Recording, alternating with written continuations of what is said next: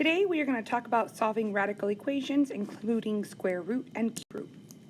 So first of all, with solving any type of radical equations, and a radical equation can have a square root, it can have a cube root, etc. So first, our goal is to get this whole radical isolated on one side of the equation. I don't want anything in front of the radical like this. We don't want anything behind the radical like this. So we're going to move everything else to one side. Then, in order to eliminate the radical, we're going to raise it to an exponent that will eliminate this radical. And then we're going to solve it just with algebraic skills. So first, we're going to start off with this first one. We need to divide by 2 on both sides. Remember, I need to isolate the square root. So then I have x, the square root of x plus 1 equals 2. Now, since I'm taking the square root, in order to eliminate the square root, I'm going to square both sides, because if I square one side, I must square the other side. So now I'm left with x plus 1 equals 4. Well, how do I get the x by itself? I subtract 1 from both sides, and I end up with x equals 3. And if I plug it back in, this will make your equation true. So then the same concept for number 2. I need to isolate the radical, so I'm going to add 1 to both sides. Now that the radical is isolated, I'm going to raise it to the third power so that I can eliminate the radical. And when I raise it to the third power, the radical is eliminated. Okay. The next step is going to be to add 9 to both sides. And now we end up with 2x equals 236. Now we can divide both sides by 2. And when we divide both sides by 2, we get x equals 218. Okay.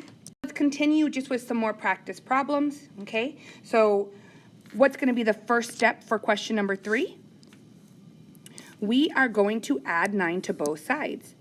And so when we add 9, we're going to get the cube root of x is equal to a positive 3. Okay.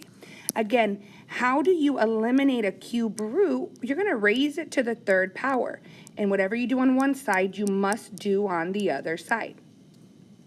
So 3 to the third power is 27. Number 4 is basically set up for us. The radical is already isolated. This is a square root. So in order to eliminate a square root, we're going to raise it to the second power. And when we raise it to the second power, nothing changes underneath your radical. That's called your radicand. That does not change. The only thing that square does is it cancels the square root. And 2 squared is 4. The next thing we're going to do is subtract 25 from both sides. So 4 minus 25 is negative 21. And if you substitute that back into the equation and plug it in, you would get the square root of 4, and it does equal to 2. So now we're going to talk about these extraneous solutions. So extraneous solutions are solutions that you did work it out correctly, you did all the steps correctly, but when you plug it back in, it actually did not work. So as we look at this one right here, the square root equals to x.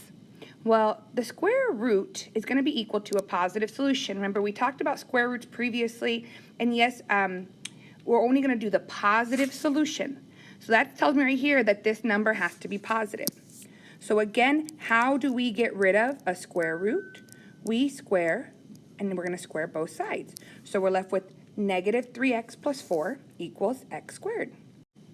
So now because we have an x squared, we have a quadratic here, I'm going to have to move everything to one side.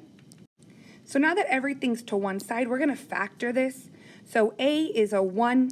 So if a is 1, we are looking at what's going to multiply to negative 4, but add to a positive 3? Well, what gives us 4, 1, and 4, 2, and 2? How do I get a 3 from this? Well, I know it's going to be 4 and 1, and the 4 is going to be positive, and the 1 is going to be negative. Now, to find your solution, you take each factor and you set it equal to 0. So x plus 4 equals 0, x minus 1 equals 0. Subtract 4, you get x equals negative 4. Add 1 to both sides, and you get x equals 1. So mathematically, these are both our solutions. But if you plug it back in, remember that square root right here was not going to equal a negative number. Therefore, this x cannot be a negative. So even though we solved it correctly, if I plug this back in, I would get positive 4 equals negative 4, and that is not correct. So this is extraneous, and only x equals 1 is your solution. Okay, so let's try it again for this next one. It'll be the last one I do with you guys.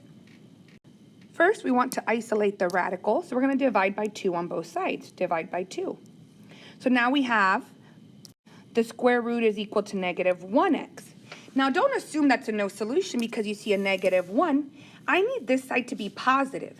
So x would have to be a negative number in order for these to multiply and become positive. So let's go ahead and square both sides. When we square both sides, we have 2x plus 5 is equal to x squared. So go ahead and move everything to one side. Now we're going to factor that out. Again, a is 1, so we're looking at what multiplies to negative 15, but adds to negative 2. We're looking at a 5 and a 3, and the negative is going to be bigger. So now when we set each one of these equal to 0, we have x equals a positive 5, and we have x equals a negative 3. Remember what we were talking about from the very beginning, though. This negative 1x or negative 2x, this has to turn into a positive. So x can only be a negative solution in this case. So this is my answer, and actually this time the x equals 5 is my extraneous. So remember, extraneous is if you plug it back in and it doesn't make your solution true. So now go ahead and you get to practice a couple on your own. Go ahead and pause this video and try number 7. Okay, check how you did on it. We get x equals 18. Check your steps and make sure you did it correctly. Now go ahead and pause this video and give a cube root radical a try. Okay, and we got x equals 54 for that one. Again, check your work, but the first step was to move over the 5 before you could cube it. Now, last one I want you guys to practice on your own is the fact that we have an x on both sides, so you can have an extraneous. Guys, this does not mean you will have one, but you can have one if you have x's on both sides. Go ahead and give this one a try. Hopefully you guys got this one. Remember, the square root is going to equal to a positive number. So when I factored this out, when I got x equals negative 6, if I plug this back in, I get the square root of 36 equals negative 6. Well, the square root of 36 is only a positive 6, and so this is not true. And so that's what creates an extraneous solution. So hopefully this video helped you understand how to solve radical equations.